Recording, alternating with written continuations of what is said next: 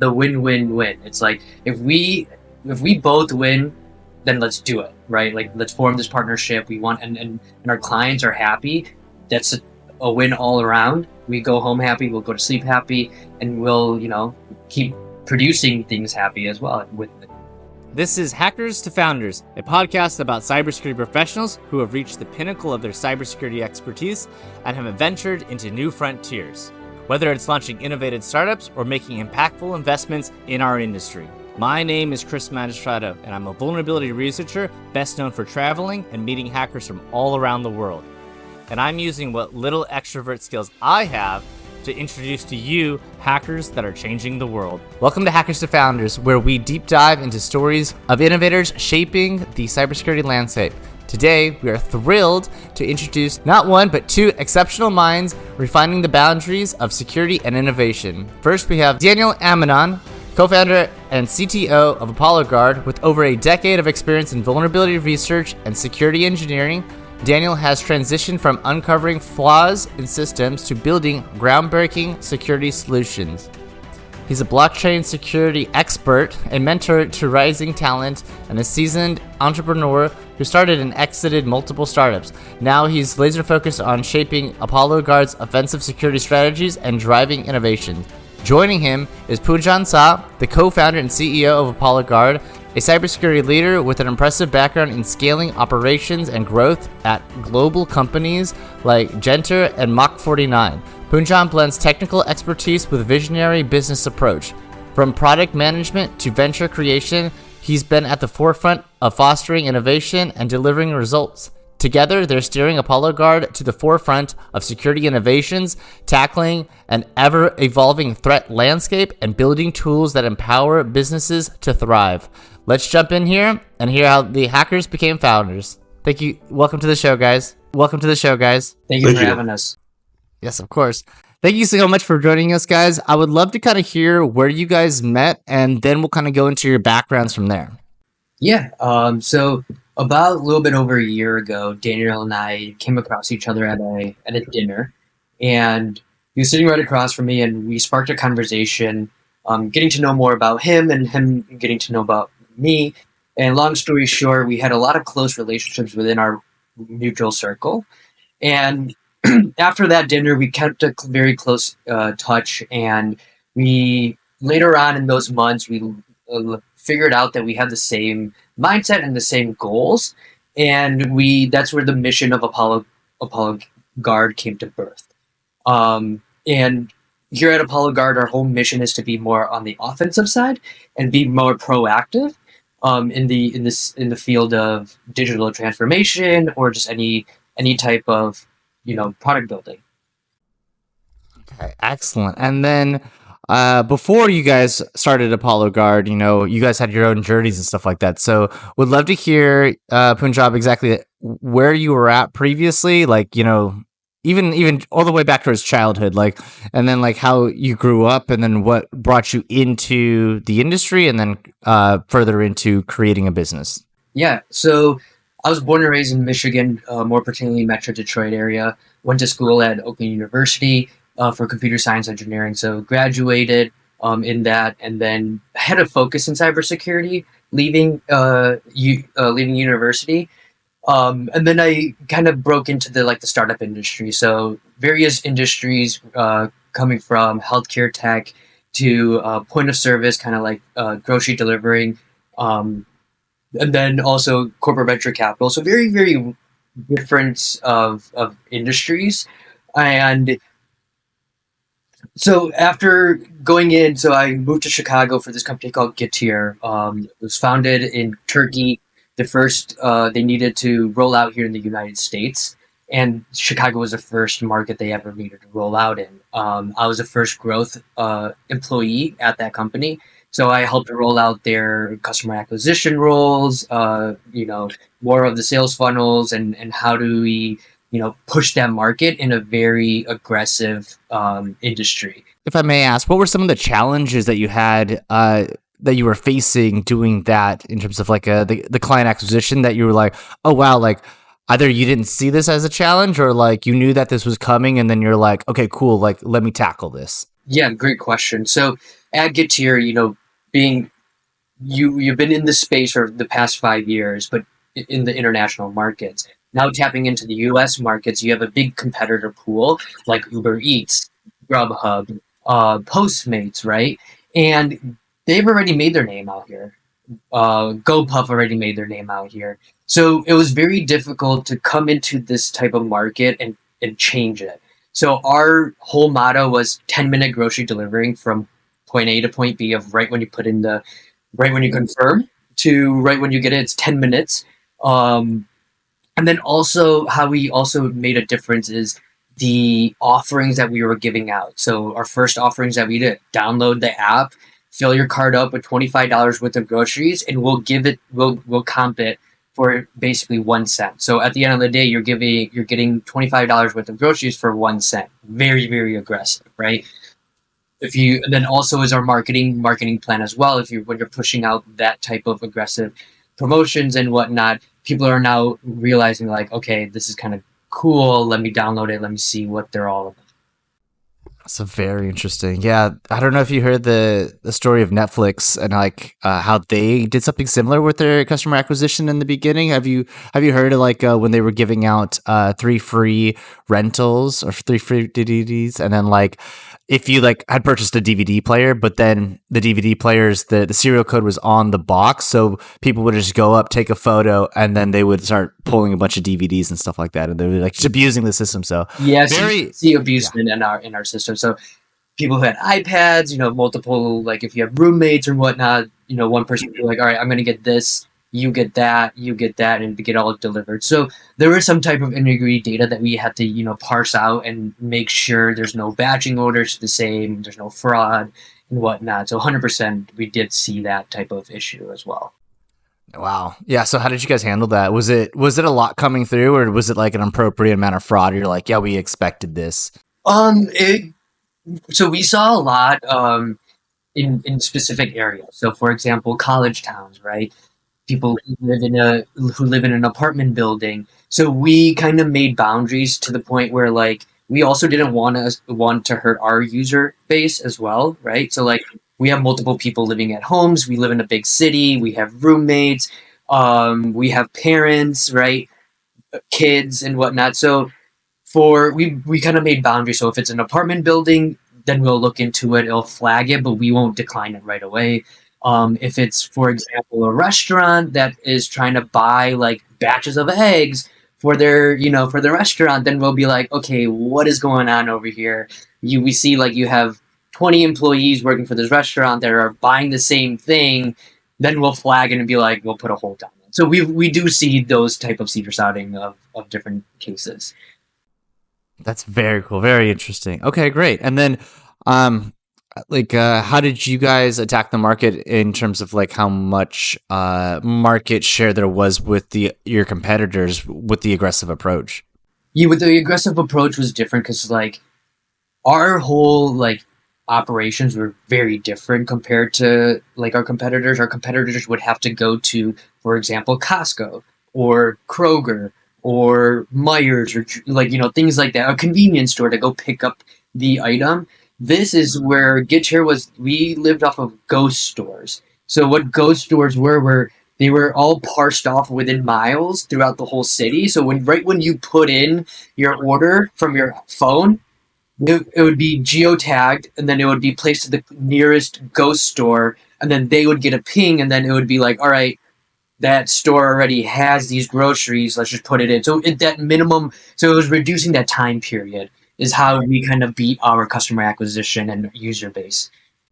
That's very interesting. So is it like similar like ghost restaurants where there's not an actual physical shop, but you order something and then it will like come like the restaurant will like a restaurant will have the ingredients and bring it over to you? In that like there's not a physical shop that you're like, oh, I want to shop here at CVS. It's more just like, what do you want? And then we'll figure out exactly where to get it. Yeah, so it's not like, oh, we're gonna get it from CVS. So what Get Here did was they used their supply chain. So they bought everything in house. They went straight to their suppliers. So any from bread to milk to eggs to deli, any type of that, they bought the inventory to bring it in house.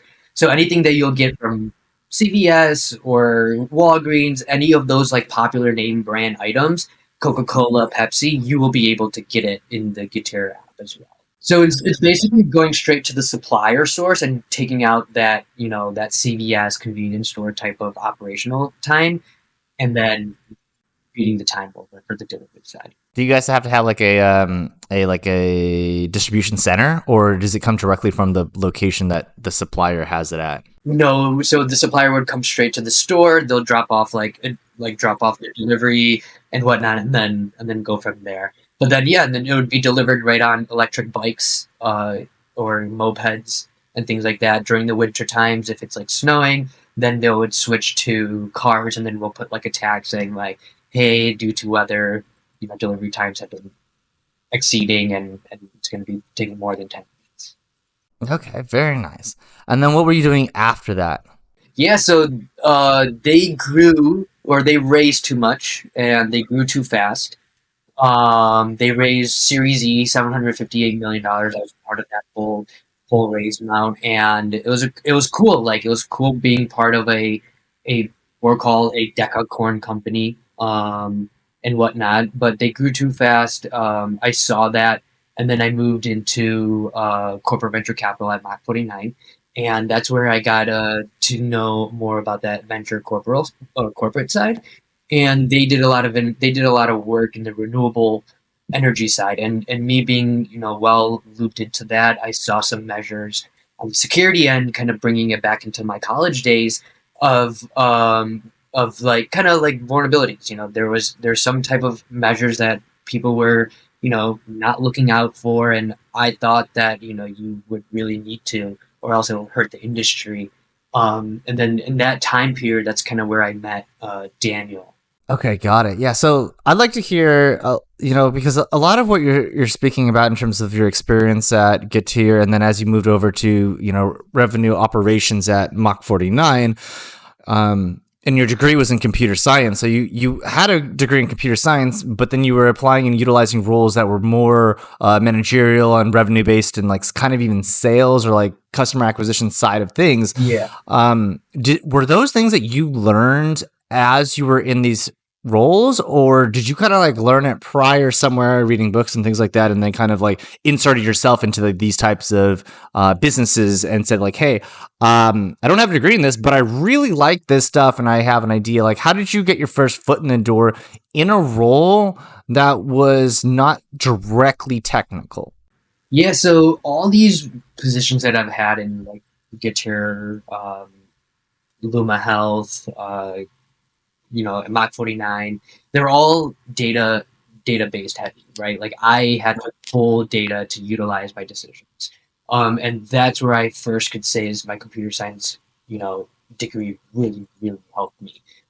Analyzing that data set, even for example, pulling using SQL or SQL to go into the system and integrate a dashboard to get whatever numbers that I need to make a decision or to help make a decision going forward for any type of organization.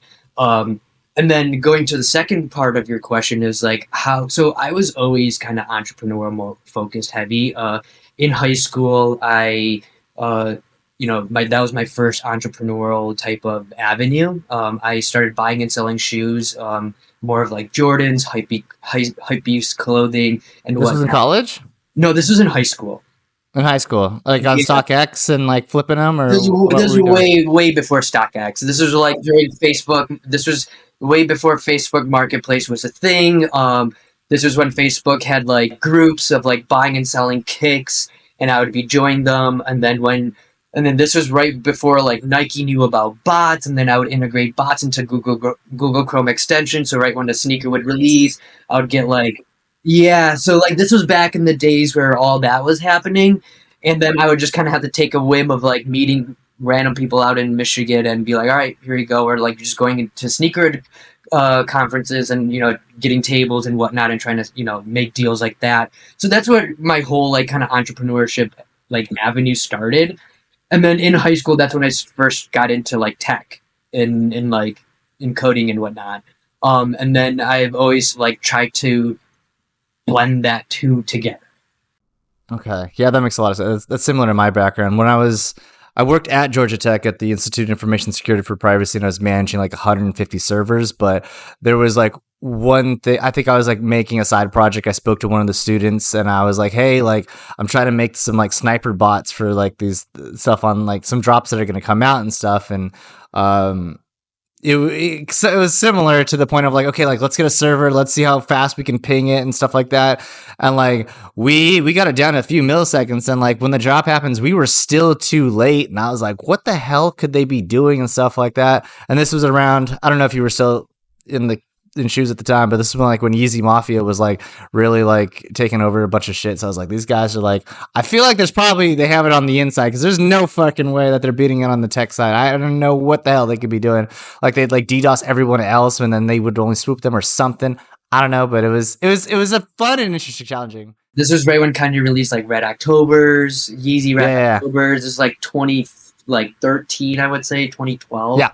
And that's what I Um, was gonna say. yeah, so that's kind of like how I kind of got into like entrepreneurship, and I just like that hustle, and it just inspired me to keep going forward and keep pushing.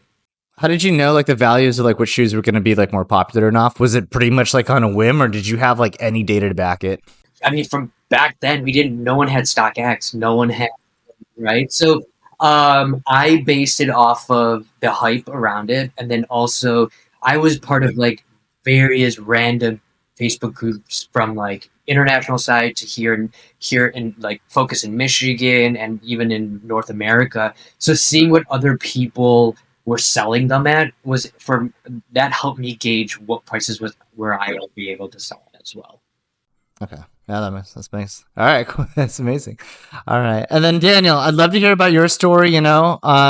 You have a rich background as well, a lot of it in cybersecurity, but would also like to hear like, you know, your journey into cybersecurity as well. So like when even as a child, like did you expose yourself to these types of ideas of like, you know, going beyond and figuring things out and uncovering doors that might be locked? Yeah. So basically, I was in online high school, or sorry, middle school, and basically my parents bought me a laptop. I was like, all right, I finished my schoolwork. I'm done. I'm kind of bored. Let me see what I can find, and just kind of exploring. As kids do, we played Roblox, we played different online games, that kind of thing. But that didn't really interest me. I was kind of like bored from that. I'm like, all right, let me see if there's any ways where I can, have some fun, make some money off of this or whatever. So I came across a bunch of forums, tech forums, like from like I guess I was looking up forums on Hacker News years ago, and a lot of the forums were talking about websites and website building and how like this the new like web stuff and all that kind of thing. And I came across like one of the forums like how to build a website. I'm like, okay, let me look into this. Started looking into that, and this is like way before HTTPS was even a thing yet. And I'm like, hey, like this is great. So I kind of just started a business building websites and going around my community, asking business owners, hey, website storefront, can I build you one and I'll maintain it for this sort of price? And there we go.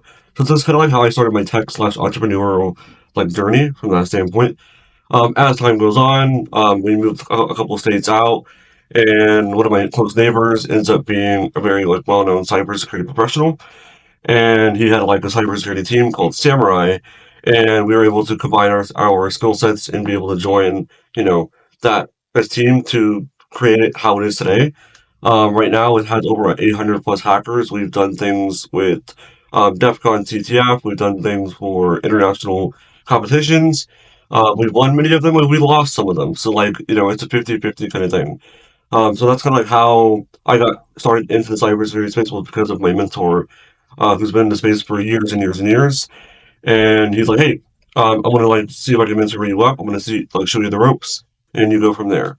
So I'm very thankful for that like mentorship to be able to show me the ropes. I'm like, "Hey, where you are now, you're just a script kiddie. You just do like code websites. That's all you do. But I'm going to get you to where you can find actual like vulnerabilities, O days, win days, end days, like that kind of thing." So I'm like, "Perfect, let's do that." So basically, over the years, I've worked for various different companies, from Dragos to ICR, which is a government contracting company. I've done things with like Google Project Zero. Apple's their team doing like research for them as well. So that kind of like area of expertise, and that's kind of like I guess the background from my standpoint of how I got here from that.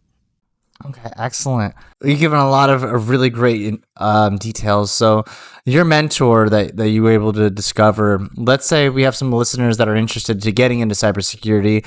And I'll say this, like, and I'm sure you guys both have like probably experienced this already. Like, you'll mention you do cybersecurity, and then everyone will be like, "Oh man, like how do I get into it?" And then some people they're just like, "I need a mentor. Like, will you mentor me?" And it's like, bro, I don't have enough time in the day to like sit down with you. Like, I'll throw some books at you or something. So like, let's say there's some listeners and they're like, "I want to break into cybersecurity, but I'm only gonna do it if I have a mentor." What kind of advice would you give them, or where would you point them to? And how would you fill that conversation gap?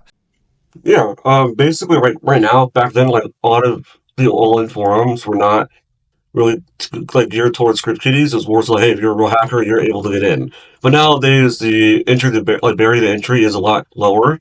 So we're like, hey, I'm really interested, and basically just like Google up like CTF teams, capture flag teams. A lot of them are very, very welcoming. Us as well. On Samurai, like we host CTFs that are happening around the world every single weekend. We train people, we help people out. So that's kind of like what we do. And a lot of other teams do the same thing.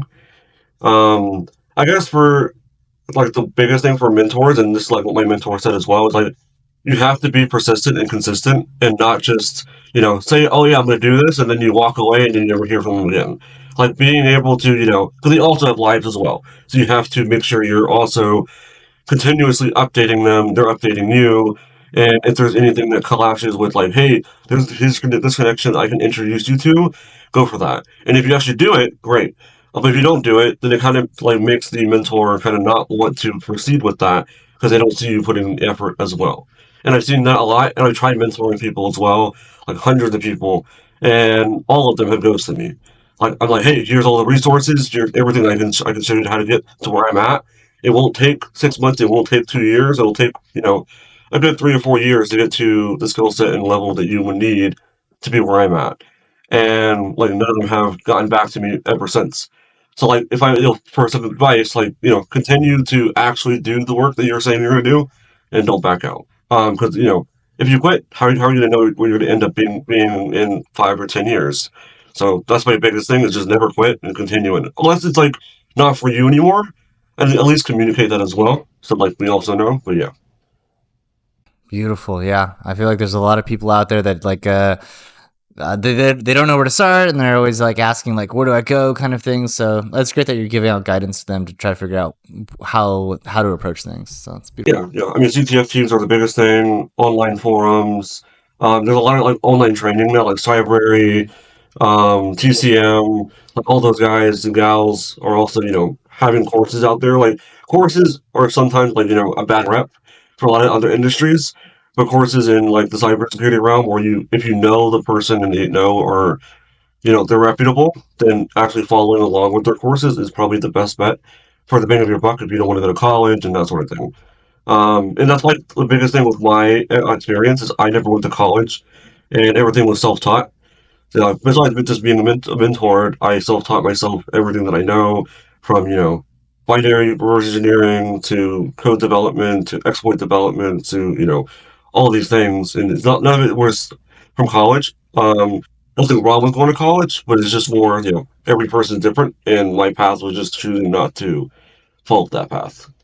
Definitely. I would even say I'm I'm not gonna tell people not to go to college, but what I will say is like if you're interested in cybersecurity, you need to like look deeper than any types of college programs because I honestly, unless you're going to Ivy League, I don't think that you get the breadth of knowledge and information that you need in cybersecurity, at least not at a bachelor's level. For computer science, you're going to get an understanding of God. I hope like you learn like, the basics of computer science, like you're learning like assembly, you're learning like deeper stuff, machine code, just to understand how things work on that level. But in some universities, you don't.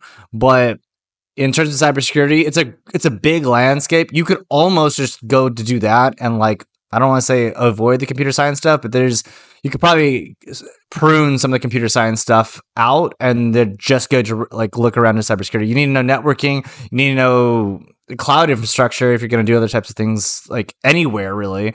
And then like loggings and like how to live off the land and things like this. Depending, and then I would say that's mostly the basics portions, but I won't get too deep into that unless you guys want to have a breath of that. If you guys have any opinions on that. Yeah, just to add to it, I think on the bachelor's level, the just schools are real just good at teaching you just the fundamentals of what it is, but I think it's on that person to be curious to learn more and dig deeper. Because I feel like if you don't be curious in this type of or in this type of market, then you kind of you just won't. You just learn like the superficial or like the top end of it. Yeah, if you're looking for a 9 to 5 job, this cybersecurity is not it. So it's probably the last one to be it, because it's like you got to know what's interesting, like what's going on today, and then what's going on tomorrow, almost before it happens. The better that you're able to do that, the better you're going to be in cybersecurity. And the only way that you're going to be able to do that is to listen, connect, be a part of the network of people that are saying stuff on Twitter, whatever, on the news and stuff like that. Learn about different hacks that are going on and following the trends. If you are out for like a year in cybersecurity, you're kind of out like 3-4 years, and you got to like catch back up. Definitely. What I like to say it is just like anyone who's just trying to go into it, just like immerse yourself into it fully, like just into the pool. It doesn't matter if it's hot or cold. Just like try to tread water, try to have fun with it, and just learn while you go. Yeah, definitely do all the things. I always say like do the things that are shiny first, because that'll entertain you. You get your feet wet. You'll learn that you really like it, or you're like, I don't like this part, and then you'll find something else shiny. And then once you know what things that are shiny that you like, then go deeper into those things. And as you go deeper, you'll make other connections to different areas. You can be a master in one area and absolutely know nothing in another area, and that's okay, because there's a lot of people that are like experts of like something, they're like literally god tier at something, and then like if you ask them about another part, they're like, I actually don't know a lot about that at all, and that's okay. All right, so we spoke a lot about how you guys got into the industries, both of your guys' respected industry. Now I'd love to hear what was the initial thought in terms of like, we should start a company, and then the final moment where you guys like texted or called each other and be like, bro, let's do this.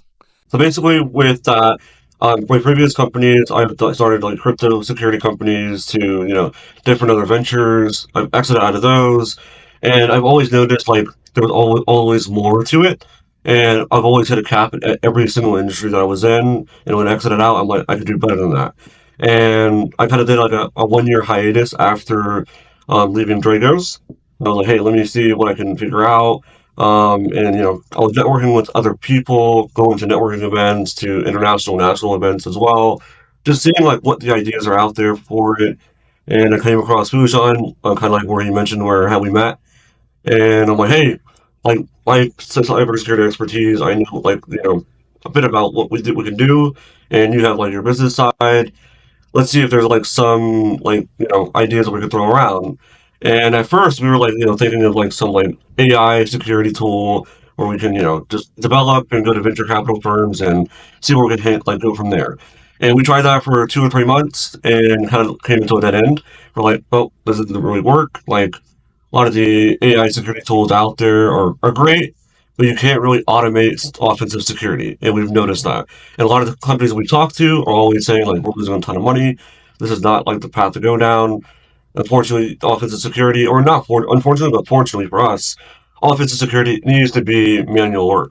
You can't, like, some stuff you can automate to help you out with the process, like maybe 45 to 50% of the load work. But majority of it is manual work. And, you need the expertise to do that.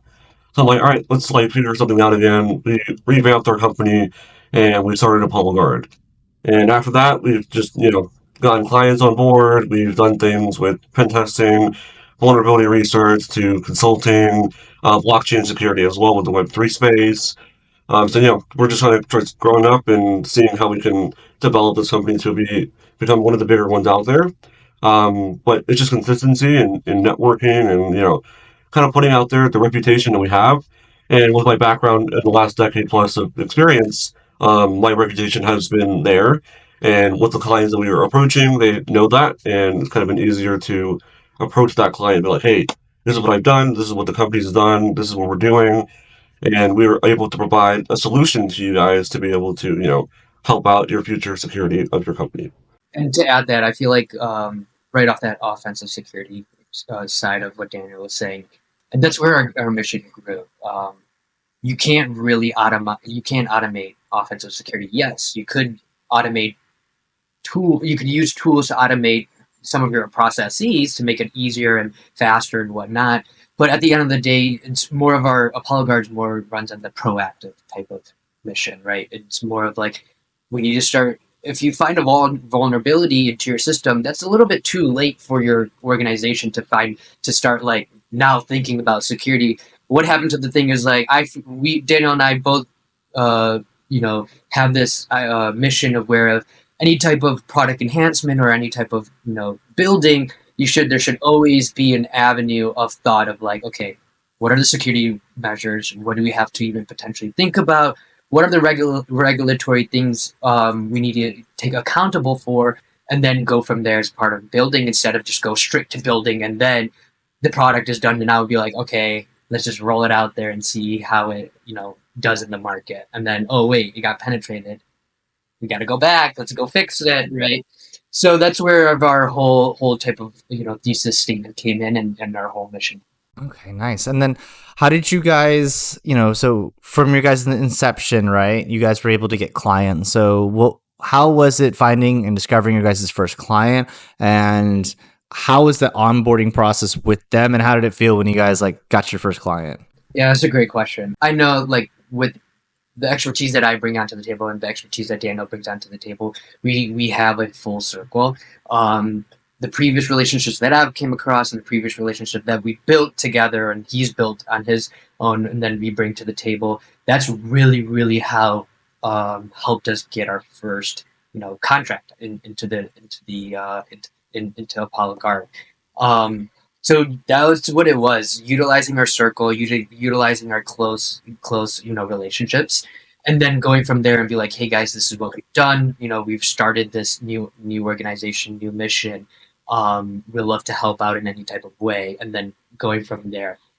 Even on the operational side and like the building the fundamentals of like how the sales process is going to work and whatnot. Like that's what Daniel and I, we learned right off the brim. We created all those steps while going through that first process, and then even closing that first process, we've gone back to the table and when we're like, okay, maybe we need to go redefine this part of that process or this part. So go back, and redefining is always the best, right? Making things better, making things quicker, and whatnot. So that's what I hope that answered that question pretty well. Yeah, no, it did. As you guys were like redefining, your sales process and onboarding new clients, what was my question? It was give me a second. I'm gonna brain fart. So we had onboarding the clients, and then you guys went back and refined the process. Was your first client that you guys had? Oh, that was right. So when you guys had your first client, was it something where you guys had like a long list and you guys were doing like cold outreach, or you guys were extending your the network that you guys already have and nurturing existing connections for the first few clients? Was it more warm than cold, or was it kind of like all over the place? How would you guys like say that you guys went about the first few clients? Yeah, good question. So it was more about like, we didn't try to go more of a sales approach, right? Like cold call, whatever. Is more of like, what organizations do we have within our circle, or within our relationships that we could potentially even offer or even close the loop on their own mission, right? So it was more of like partnerships. It was more about referrals. It was more about, forming those type of relationships first from the get-go. It's not like, oh, we made this company, we want to provide you the service. I hope you could write a check for us and then go from there, right? That's not our whole mission. It's more, our whole mission was like, let's build together whatever you guys are building. We want to back it up in any type of security realm. Or if you guys are currently in the security industry, how can we close that other loose ends within your product and help it make it even more, redefine it even more better? So with that whole mindset, I feel like kind of gave us a good backbone on how to approach that first client, and or not even the first client, the first few clients in general for us. And then growing from there, right? It's more of like, okay, if we do form that partnership, how can it's not a one-way street. We want to also put more to the table as well. Okay, got it. And then you guys, I don't know if you guys are able to talk about numbers or not, but like how much money were you guys like revenue generating on your first year?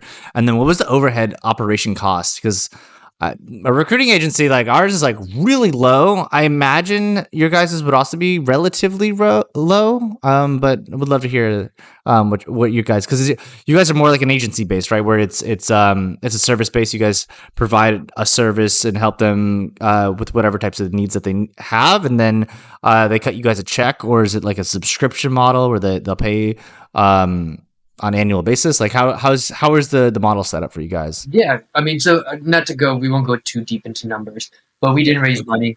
We didn't raise money. We're a bootstrap company, so any dollar that we do see in our bank account is a big smile on our face for Daniel and I, and for the whole team here at HG. Um, and then the other one was our overhead cost was, not really that steep. Daniel and I are onto this mission because we believe in it, and it's not like, okay, we're trying to do whatever, trying to see or trying to grow, as or potentially personally for us, we're trying to get as much money or become whatever. We just want to make a difference into the change of the market. And yeah, I hope that answers the question. I don't want to say numbers and whatnot. I know our first ROI and whatnot, but it's good. We, as being bootstrapped, right? Any number that we see is a good ROI into the company. Yeah. Yeah, beautiful. And then the majority of your guys' clients and stuff like that, you guys have some that are in the United States and then some that are international. Is that correct? Yeah, so we do. We tend to point our eyes into both markets, international and the U.S. here. So I have a question about both sides of the market, at least where you guys are currently viewing, and then what have you guys seen like in other types of companies? My guess is that the U.S. market pays more than the international markets, but I guess it depends on what locations and stuff like that. So I want to know if you guys have any exposure or to any information about like what types of like price points that you guys receive, whether it be international or U.S. side. Yeah, great question. So more, I mean, yeah, right, like US, there's a difference versus when you go into the international side. Yes, it's cheaper, yes. But see, the thing is we pry on the clients that really want to come to us, or the ones that the quality of work that we provide. It's not the one, right? It's how deep that we go. We don't really go be like, all right, we know you want this. We'll just do the most basic stuff and then give you that type of report. So then you fulfill that timeline into your company or whatever, right? We don't try to, and that's the statement that we set out in the beginning of that initial call. That's the type of tone that we set. It's like, listen, like we care about like the work and the quality, and then we also just dig deeper. And if we do find something, we just won't tell you. We'll help you fix that problem. Got it. Okay. And I guess you could also like, show, given that you guys are Americans and stuff like that, you can say like, this is like US based security and stuff like that, or you could pitch it as such. But I have a question. So as you guys are growing the company, what are some like next steps and things that you guys are planning on doing that will help bring you guys even farther into the stratosphere? More in like the market or in like what, right? Yeah, I meant in the market, but if there's other areas like in the cybersecurity industry, have you guys like developed quantum cryptography or something like this as well? Yeah, please share. Yeah, no, more on the products that grow internally as ApolloGuard. Bring more products into the thing. We're more of a solutions based effort. Like we like to bring solutions to you guys, not more of like, okay, this is what we're gonna do. It's a one time type of deal. And then I think picking back to your previous question, it was more of like the model. We have two models. One, it's like a subscription based, and then also more of like a one time type of solution. And then in our next projected years, I would say in the next 3 to 5 years, we want to continue to, build on our mission and then build on our reputation of ApolloGuard. The markets that we want to, more focus on are the the markets that really need that security run, which is healthcare, more on the financial side too, and then also in the federal government side as well. We really want to, push those markets out. Exactly, and that's where our company, Top Cleared Recruiting, comes in. Finding the right cybersecurity talent with the necessary clearances can be a major hurdle. Did you know that it could take 8 to 15 months on average to hire somebody with a TS SCI plus full polyscope?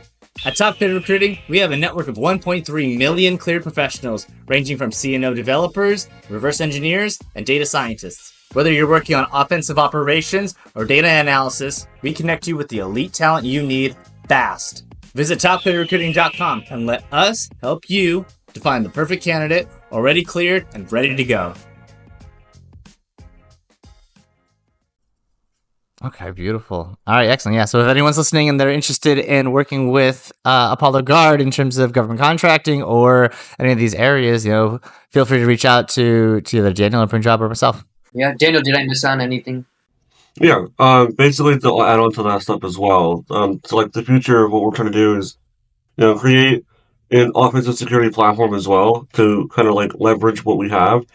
Can't talk too much into details of what it will be, but it'll complement the services and the solutions that we provide into a platform as well for the client. They're always, up to date on aware of what we're finding, ways to, fix bugs and vulnerabilities that they have and that sort of thing. So like having that platform will be, an extra step to, creating more value for the client instead of just like, hey, we just offer services. You're kind of blindsided, like, all right, we'll update you via like text messages or like, online communication through secure communication. That's it.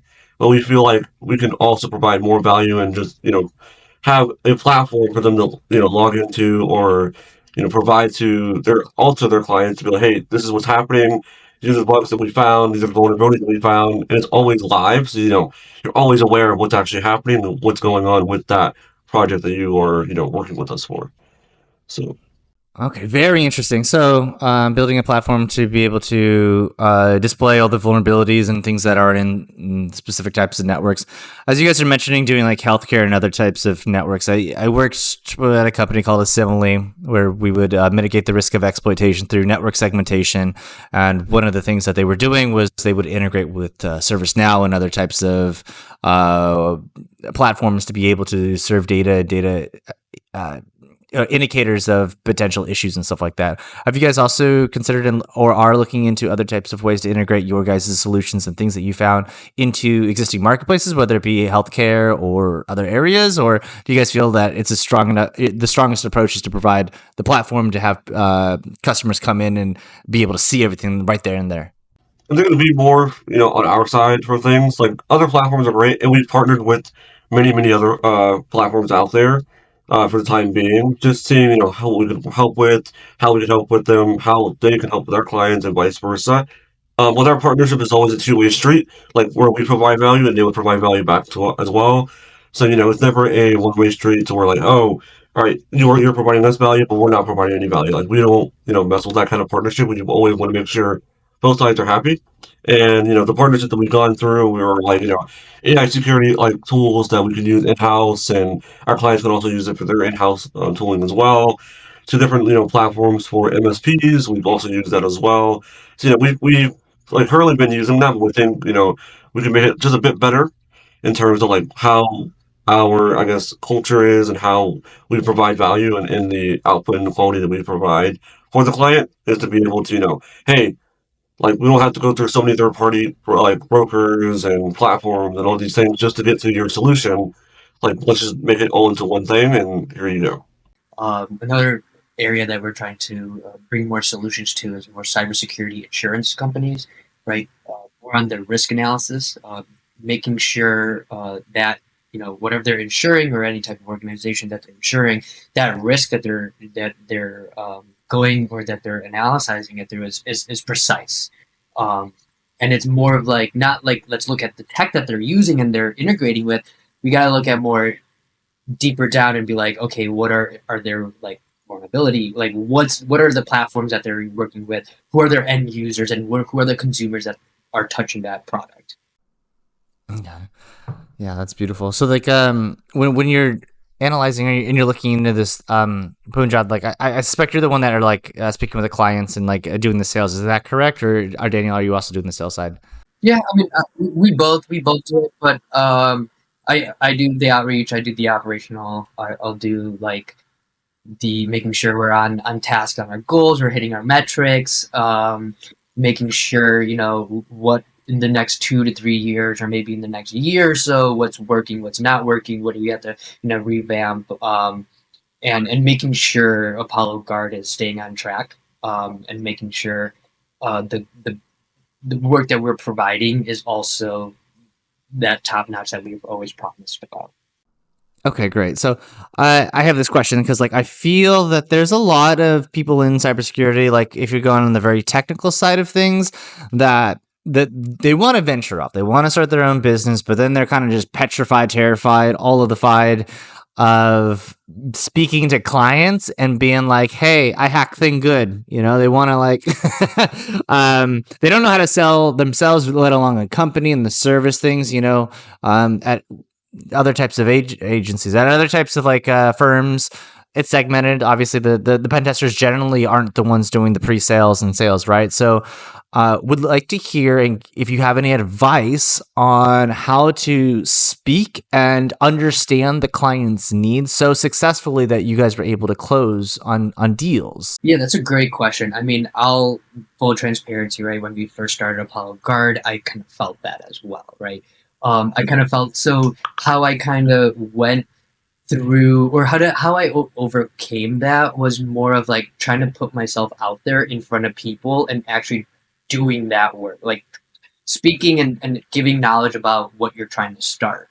And then going back home. So it doesn't even have to be in a conference. I have to know like 500 people conference. If anything, just go to like a maybe local meetup that is focused in tech and not just focus in a specific like healthcare, right? Just go to a random meetup, and you're gonna come across students. You'll come across other like new founders that are in the same boat as you, and then communicating and actually like explaining what your mission is and what your new track is on, then going back home and be like, oh, like what worked, what didn't work, what like did I what if I said this, did it hit them that well, or like do I approach it to a different way, and then going to the next like meetup or like coffee chat, or like a meeting online that you do on Zoom, like implementing those new procedures. It's always a working move.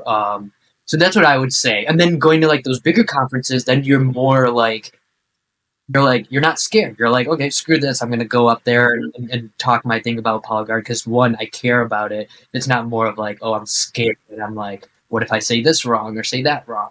That's really interesting. So, for my listeners, like I want to emphasize what he's talking about because it's a very very very interesting and unique point that I would have never thought about. So, thank you so much for sharing this. And let me try to explain it and like let me know if like I'm on the right track or if I'm like not. So, he's Punchad's saying like don't just go to like DEF CON. Don't just go to B-Sides and talk about you have a cybersecurity company because they're all there already. He's saying that you should go to adjacent industries or industries that are not cybersecurity, like healthcare, like other types of conferences, and give a talk there and kind of share what you do. And like, hey, I'm the cybersecurity guy here because everyone else is there. They're giving talks about whatever part of their segment in the industry. But if you go there, there's maybe one or two other companies, but you now look like the biggest fish of whatever you're talking about in that type of vertical because you're there and because you showed up. And that speaks significantly louder than if you were just, at the absolutely same size fish or even smaller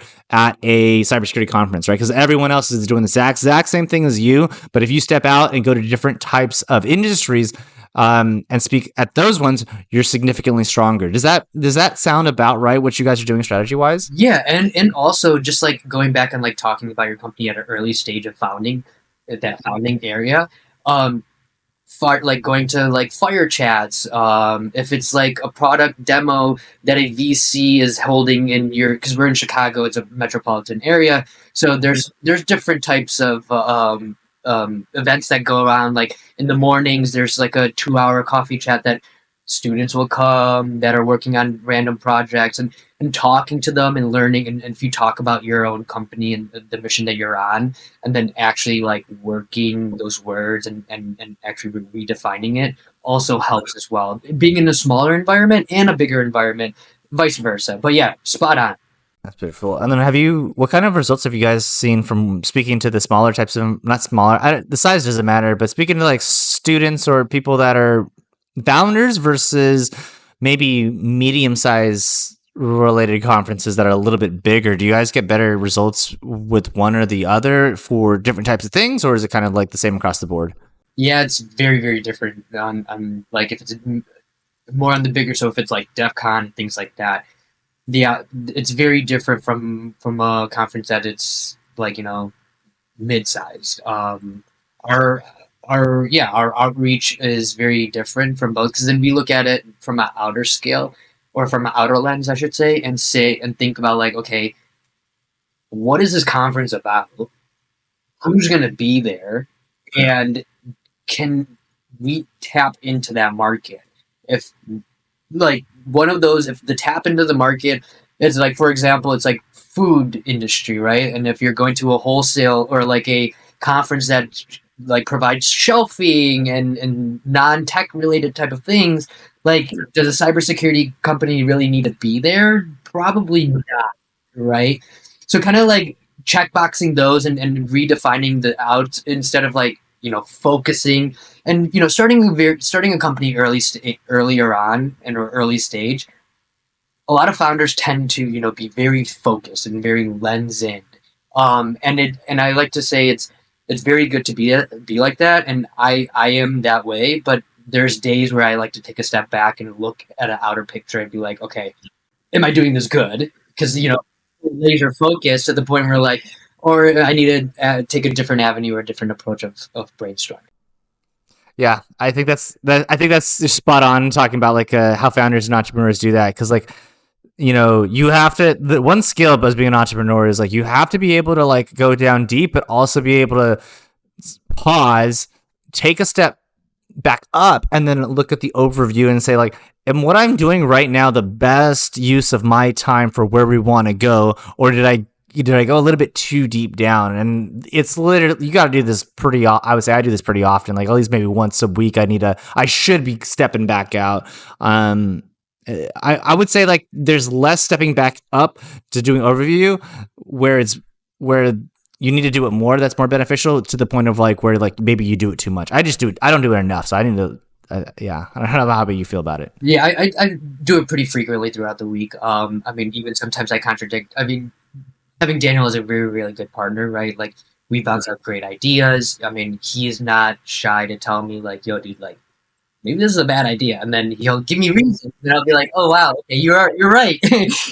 So I'm actually very thankful for having someone like Daniel, and actually we could piggyback off of each other on random ideas, on different things. So, and having a good partner like that, and being open, right? Being open to with your other co-founder is very, very, like I would say, it's very good. Like very beneficial. I think that's like the biggest relationship thing that you should work on first. And then having that atmosphere of like, hey, I am okay with having my co-founder like nail me, and I can wake up the next day and not feel like shit, basically. Right. Because it's the benefit of the company. It's not like a personal attack. If it's a personal attack, then your relationship's maybe a little not good. I'll just say it's not good. Like, yeah. It's just dangerous. Yeah. Yeah. So I very, I'm thankful for that relationship with Daniel that we've created in this time being up here at ApolloGuard. And even outside of that, we have a really, really good friendship. Okay, beautiful. Yeah, a lot of people, there's been a few books that talk about like different types of, how do you say, different types of ways that co-founders like organize, or like how one person is like the integrator and then the other person is like more the ideas person? Are you the more idea person? Daniel's more integrator of like, okay, I'll build the thing, I'll do the thing, whatever else, just give the direction of what we want to do over the time, and then give me 20 ideas. I'll tell you 19 of them suck, or like 15 suck, and like 5 was like that could work and kind of thing. Is that kind of the relationship? Yeah. It's yes, basically. And then Daniel comes up to me at times. We'd be like, "Yo, dude, I think we need a. This is not working." And then I'll be like, "Oh, you're right. I didn't even think about that." And then we'll come up and redefine it even better, and then go reintegrate whatever we redefined. I mean, with both of us having entrepreneurial backgrounds, it helps a lot.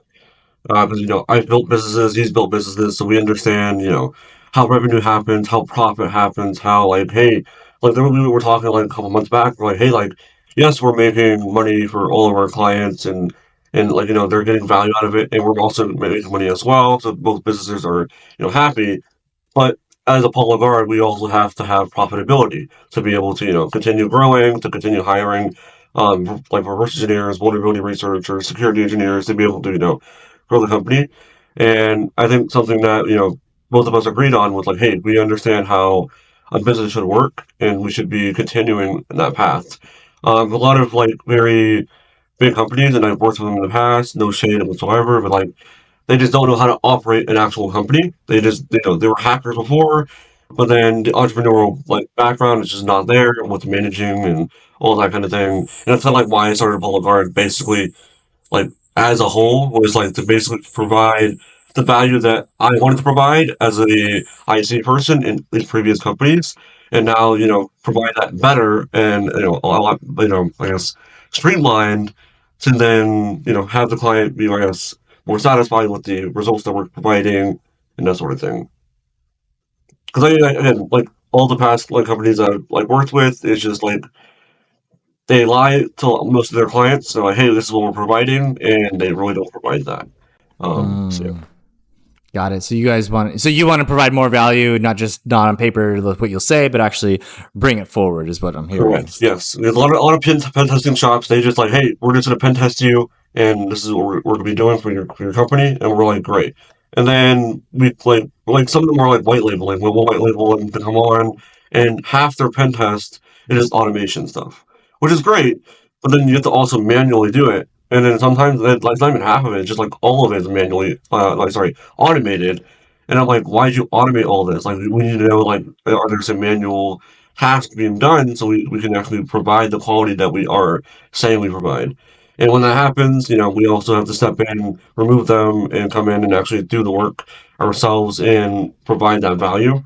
'Cause, if it doesn't meet our standards, then we can't be happy with providing this to the clients. Another thing I would like to add on to that is like we've seen with our clients, would interact with them, we'll ask them questions, and then we'll be like, "Oh, when was the last time you did an assessment?" Then we look at that assessment, and then we look at their infrastructure, and the same. Sometimes it's the same findings you come across. It's like, who was supposed to fix this on your last assessment? So there's a lot of loose ends that we see, and that's the type of gap that ApolloGuard is very trying to close in. That's really interesting. So let's I'd love to hear this, like not an actual example, but like, okay, so you look at a company, and then you're like, you see the previous reports, and it's like there's the exact same issues. So is the next movement that you say like, look, it looks like we discovered the same things, which means it's probably something on the internal side, which means maybe you're having some types of feelings about adjustments or changing things because they haven't been changed before.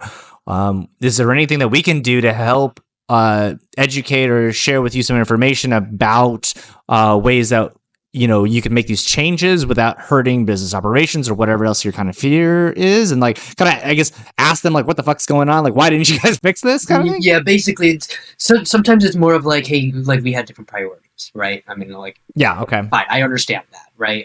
Your team is busy. I mean, maybe it was like Log4j or like, I mean, how bad's the vulnerability like, talking? Different, like, the tech team is working on something, different and whatnot. That's the one thing. Second thing is, it's like, we've seen is like they're surprised, and then they go back to the team, and then we figure out like, oh, one person just handed it off, and that project just kept on getting handed off until someone just forgot about it, right? And then that's when, and then the second, and then the third thing is like, yeah, we'll educate them to the point where like, what is the situation? Are you guys scared? Are you guys, and then we'll talk to them and be like, and then we'll give them other propositions and of ways to fix it. And then we'll help them. Yeah, and then we'll work with them. Like we'll work with the developers and give them that type of backbone so then they don't feel left out, right?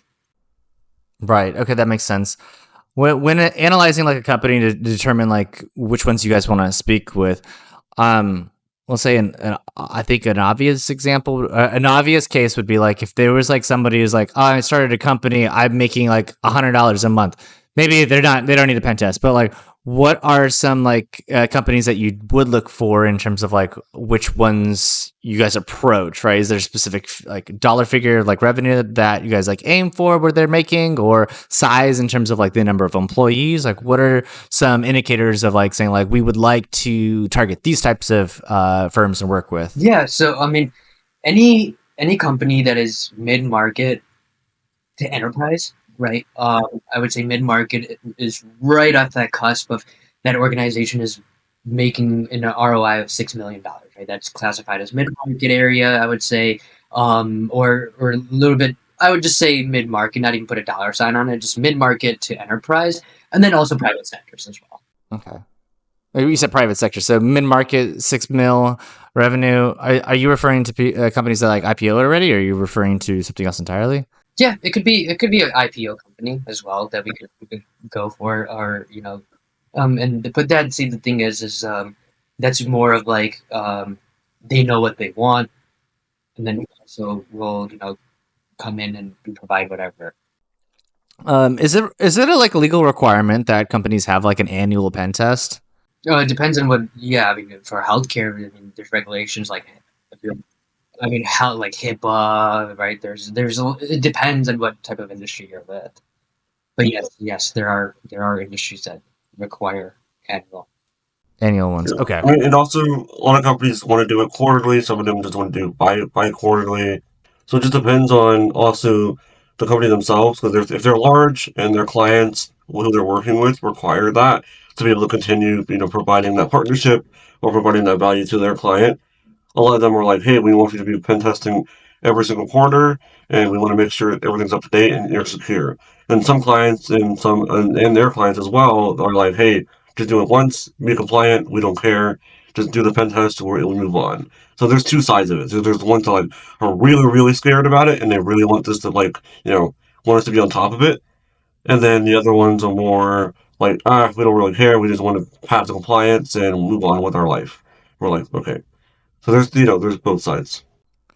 Got it. And then I guess for events like CrowdStrike or something like this, is it something where you guys will look into and be like, okay, we got to like, take a look at, our current clients and like potential prospects and be like, hey, like this is happening, letting them know like this is a crisis and like potentially just showing them that goodwill feature, like, hey, we're here to protect you and help you guys. Like, if you guys need something, let us know. Or is there some type of communication that you guys do when there is like a big event going on? Yeah, I mean, it just depends on what the actual scenario is. If the client is hiring us to be able to be with them through the entire year, then we have like a Slack channel or a Discord channel, depending on what they want for that communication. And they'll communicate with us, we'll communicate with them. If they're, engineers, like, hey, something's wrong, something's down, we have one of our engineers on our side help them out and go through the entire process with them. And then sometimes we find stuff on our end. We're like, hey, there's an outage, blah, blah, blah. We've heard about it, but I don't think you guys have known about it yet. And we'll come in and remediate that process immediately before they even find out as well. So there's two sides of the scenario, just depending on which one's getting there faster and better. And, we help them through the entire journey from like, hey, here's the incident response part to the remediation to making sure everything's good and closed and nothing being leaked outside of that environment. I mean, we also even see on a different end from like companies who just raise seed round and need to get stock compliancy. Like we do that as well, right? So we've seen different markets to the point where like they're getting their feet wet. They want to start getting like compliancies and start thinking about that. And we've streamlined it to the point where we do that in house. So that's another inquiry that we usually get as well. It's like, oh, we're looking for stock or like type 1 or type 2. Can you do this? And we're like, yes, 100%. Okay, nice. How long do those engagements take? Is it relatively smooth and easy because it's not that a lot of infrastructure and things that they have, or does it still take about the same amount of time that you would do like a mid-tier enterprise client? Yeah, it depends on the client. If it's enterprise, it's very, very large. But a lot of times, a lot of enterprise clients have, smaller infrastructures for each department or for each thing they have. So technically, if people think about enterprise, they're like, oh, it's massive. It's like, but they break it down into sections, and it's a lot easier to, digest and make sure everything's, enclosed, secured, and we're remediating the right process. We can use tools. We have in-house tools that help us out with this process and go from there. But if it's like a very, very large enterprise client, then it kind of like takes a little bit longer. But if it's, a smaller startup to mid mid companies, then it's a little bit faster. But also depends on how big the breach or the incident was. A lot of incidents happen, and they take down the entire system for good, and that takes weeks and months and sometimes years for depending on that client's situation. Then sometimes if it's just a smaller incident, then it could take a couple minutes to an hour. So it just depends. It just also, you know, we have to make sure the client's also providing the right value and the right information for us. Because if we don't know what the right information is, then we can't really help them out. In the timely manner. Got it. Yeah, that makes a lot of sense. Okay, cool. Where do you guys see your guys' self? Where do you guys see the? Actually, no. First question. For price points, let's say somebody's listening to this podcast. They're like, "Wow, I got to start my pen testing firm yesterday," and they're like, "I'm going to contact this company." And then let's say the company's like, "Yeah, that sounds good. How much are you charging?" Do you guys have a ballpark about what a starting pen testing firm should be charging, or anything in this area? See, that's a very hard question to answer because our expertise and the teams that we built here at ApolloGuard are very, I would say, it's very different, right?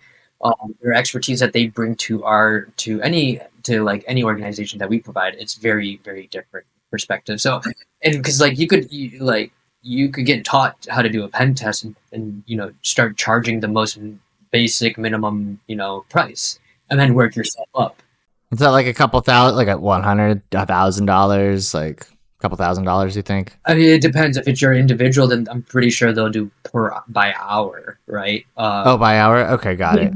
I mean, I'm just saying, it varies. Like, if a person is like its own wants to start its own firm, or like a pen testing firm, right? Like, if it's an individual person, then it's very different because then the person would do the work, so he would potentially do it by hour. So Do a bill it's by very hour. very Okay, different. Yeah, it's very hard to answer that question. okay, that's fine. All right. Would like to hear a little bit more about what you guys are doing in the future. So, what do we have to look forward to for Apollo Guard 2025 coming Q1, Q2, and then moving into Q3, Q4? Yeah, I mean, to continue to grow, to build and scale for our clients and then outreach on different markets as well. We really want to hone in on the government side and then also in the insurance, like cybersecurity insurance side, trying to build different solutions for them and make it better. Yeah, I mean, more so just growing the team out. Finding more clients that we can provide value for. That's the biggest thing, and then, growing our government sector, our public sector, private sector as well. Just getting our name out there, providing more value. Just more so, just figuring out how we can disrupt the market from our standpoint. Of like, hey, we're out here. We know what we're talking about. We can provide the value that you would need, and not just some regular pen test. Like we're going above and beyond just a regular pen test. We're finding vulnerabilities that actually matter and actually need to be fixed than just a regular, oh, well, it's top 10. And that's kind of like the value we want to, portray out there. And hopefully that kind of happens within the next year or so. And then also honing in on building our reputation too. Our name and our reputation as well, and keep that strong. And then also on the international side, we really want to make a change on that. grab more or get more clients and start building relationships and then our network on that end as well. All right, let me ask you this, guys. So if people want to learn more about ApolloGuard, where can they hear about you guys and reach out and get more information? Yeah, come follow us on LinkedIn. We send out blog posts out there, and then as well as ApolloGuard.io. Check out our blog post. Come to our solutions page and learn more about what we offer. And if you reach out, if you guys need anything, and we're more than happy to help. Excellent. And then I always ask this last question, to get more understanding about if you guys, as you guys grow and stuff like that, hackers are always growing, but entrepreneurs are also always growing as well, usually reading books. So would like to hear if you guys have any books that you guys read recently, but also have you had any book that's it's a must read, it's super inspiring that you're just everyone should read this book? Yeah, I guess the book that I've read recently, and I think it's helped a lot with tremendously growing our current company, was Your Next Five Moves by Patrick Bet-David. It talks about more of the business moves of hey, what to expect in the future and how to get there, and kind of more so think about what your mindset should be in concluding goals to making sure those goals are met, and then also preparing yourself for those scenarios. So sometimes things might not go your way, but then you're also finding other ways to solve that problem regardless of what happens. And having your next five moves and whatever certain moves that you kind of provide to yourself and knowing how to get there, and is a lot easier than just here's one big goal and then chase after it. Putting it into smaller goals and smaller steps is a lot easier to do from that standpoint. To add on to that, in the beginnings of starting ApolloGuard, the book that really standed out to me and kind of put a good mindset in me, it was the subtle art of not giving a shit. You can say it. Yeah, giving a fuck. It's by Mark Manson. And then the other book that I recently just finished was The 7 Habits of Highly Effective People by Stephen Covey. What did you like about the subtle art of not giving a fuck? What was if you finished it or if you're still reading it, what were some of the things and takeaways from it? Obviously, the title speaks pretty strong, but let's break it down even more. The context was pretty strong. I didn't really. I was just looking at the thesis that he was trying to get out of there, right? Of you're instead of being boggled up into your mind, right? If you go through these questions and ask yourself, can you do this? And okay, fine. If you affected this problem, what can you change out of it? If you can't change it, then why are you so upset about yourself? Because you can't do anything to go back and change it. So then now look at it in the future. Okay, what can I do to not, one, feel in this position of being boggled up, but then two, of not repeating that same action.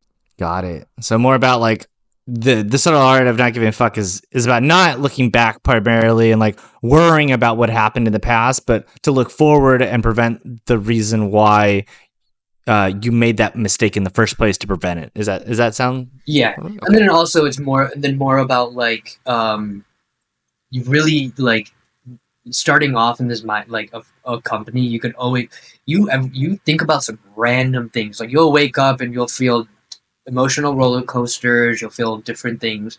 Starting off because you'll feel uncertainty at times. And reading that book kind of gave me that strong mindset of keep asking yourself questions why do you keep feeling this, right? And reassuring yourself if you just stay true to the path and you just keep working and you will get there, but you will get some potholes to gotta fill, and just keep to it and keep pushing and I think that helped me set that mindset of mine in the earlier stages of ApolloGuard. Nice. Yeah, I'll share Marcus Saylor, he mentioned another book, The Obstacle is the Way. I haven't read it yet, but it sounds good. So it sounds quite similar because I think, as I'm doing more podcasts, as I'm interviewing more people, and as I'm listening to more podcasts and realizing that they have the same challenges and things I have. I didn't even... have you heard of The 4-Hour Work Week? It's a pretty older book by Tim Ferriss. Yeah, very good book. Yes. Very good book. apparently he had a podcast. I had no freaking clue he had a podcast, but I was like, oh, cool. I started listening to it, and like his first few episodes are, terrible. And I'm like, oh, that's how I feel about some of my podcast stuff. And then I listen to how he's interviewing and how he's asking questions and things. And what I want to circle back to is like, I feel that a lot of people have the ideas of these founders and people. It's like, well, we did this, then we shifted here, then we shifted that. So it's really good to hear about the stories of people that's like, oh no, like we struggled, we didn't know how to do anything at this time. So like, it inspires you because you realize like, okay, cool, like these people failed, and they also failed in all of these other types of ways, but they made it very successful. So even if I fail, I know that's part of the journey, and not just like the success is the end point, but it's like who you become along the way is the entirety of the story, right? So, and Totally it's agree with that. Yeah. kind of one of those things that people just say, but like until you're actually like feeling like bad or down, and then it's like, and then feel better, like you don't, you got to feel it out. You got to feel like shit to be able to feel amazing later in those things. Yeah. Yeah, I mean, one book that I read in the past that helped a lot with that as well was Outliers by Malcolm Gladwell. It more so talks about like how people became the one of one in their industries or in their path. Sometimes, it was by coincidence, sometimes by luck, sometimes it was just like by hard work. But all of them never gave up. They could, they continued and continued, continued. It always failed. But one thing that they didn't do was, they didn't quit. And Outliers kind of like, made that known. It's like, hey, even if you're, one of 100, but you continue to push, you can become one of one. But you just like, continue at it. So yeah. Yeah, exactly. 100%. Learning and failing forward, I think, is what it's called. So, like, if you have an issue, keep failing forward. And then I know, Punjab, you mentioned 7 Habits of Highly Successful People. I remember one of them that I'll never ever forget, and it's the one that says like, think of a win-win-win scenario, because the reason why it's so like groundbreaking for me is because, at least when I was originally starting, I say originally, I was like a kid, maybe I was like 13 or something, thinking about business. It was always competitive. I was like, it's a win-lose. I win, somebody else loses. And the whole shift of thinking like you must think win-win-win, win for me, win for you, win for society, is because if you start your thought process there, you can fight yourself to figure out a good solution. While if you start at win-lose and then try to think about a win-win-win, you'll never get there, because you'll always think like, I could always screw them over this way. I could screw them over that way. They could screw me over. I could screw them this way. And you never get to the point of like, well, what if we just all try to make it a successful thing for everyone? So like that book specifically, when I hear somebody that reads it or knows that concept, I understand that they have a good understanding about business and about the way that you should treat clients and customers as well. And that's how like our whole mentality of partnership kind of grew. It's more like if we can't provide you, then we will feel bad, and we don't want it to have a one-way street. So that's kind of how like, thank you for even mentioning that phrase. It's the win-win-win. It's like if we both win, then let's do it, right? Like let's form this partnership. We want and our clients are happy. That's a win all around. We go home happy, we'll go to sleep happy, and we'll, keep producing things happy as well within the company. Yeah, definitely. And I should even mention like the way like Daniel, like I had originally reached out when I first met you, and I reached out to you is around recruiting and stuff like that.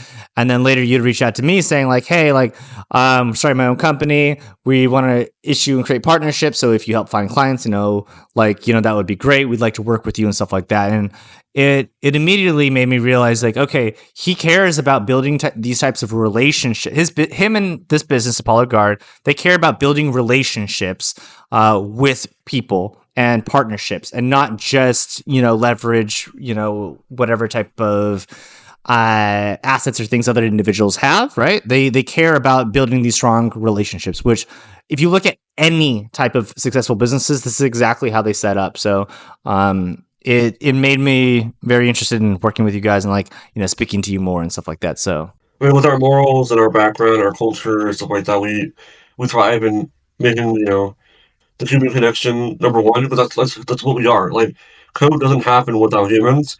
vulnerabilities don't happen without humans. So like humans are the basic necessity of everything. So just being nice to someone, providing that value, and just being a kind human is kind of what we're just trying to provide. And in the markets that we're in, a lot of people are not like that. But when they see that, hey, we're just like them, we're just normal people, we're just trying to provide a value to help their companies out. They're like, oh, well, you guys are very easygoing. You're not demanding. You're not trying to get money from us. You're just trying to provide value, and in return, it's just how the market is and how business works. You just get the value back, and that's all we care about. So, Like at the end of the day, like we don't want your company to get hacked, and that's why we're here, right? Like what that would just make the whole like the industry just become bad, and just like we don't want that to happen. That'll ruin your reputation as well, and it's just like a very iffy down like road path. So that's what we like to provide as well. Yeah, I was listening to it was Philip Wiley and Jason Street. They had a episode together, and Jason was talking about how somebody was bragging at a conference saying like, yeah, I hacked these people like, the same way I did last year, like, and he was really excited about it. And Jason was saying like, then you failed as someone assessing the company because they didn't do your recommendations or they didn't learn anything. Like, you need to be an advocate for their security, not be proud that you're able to hack them. That's not what we do in cybersecurity. We sell, security. We sell like them being safe. Not we don't sell like, hey, you suck. Like, here's a report saying it. Another thing that we don't do is like we don't put other company like departments down. For example, like if their security team isn't doing the job, then we're not going to be like, haha, look at you guys, like you guys don't know anything. Well, no, let's take that back. Let's help you get to that like that safetiness and whatnot. So it's all about like working together, right? It's not about like, oh, I know this, you don't, so look at us. We don't like to, right. we don't really like to do that. All right, great. Well, thank you guys so much. I really appreciate this conversation. It's been very inspiring, and I know that our listeners are going to feel just as inspired to maybe even start their own firms. Maybe they'll reach out to you directly, have some questions for you, or they'll ask me some questions, and I can pass them over to you. But is there anything else that you guys would like to share before we finish to close things up? yeah, if there's any security engineers out there, vulnerability researchers, anyone in the security space that would like to work with us as well, let us know. Our emails and everything will be in the comments below or the section below, wherever you can find us at. Just contact us if you're someone that you think would provide value to us. We are always welcome to conversate with you, see where you can fit in, and go from there. So Yeah, and just to finish it off, Chris, thank you for having us. And just hearing and having us on your podcast. And if anyone wants to learn more about ApolloGuard, feel free to reach out. Our website is apolloguard.io. And then you can reach me out personally on my email that Chris will link below.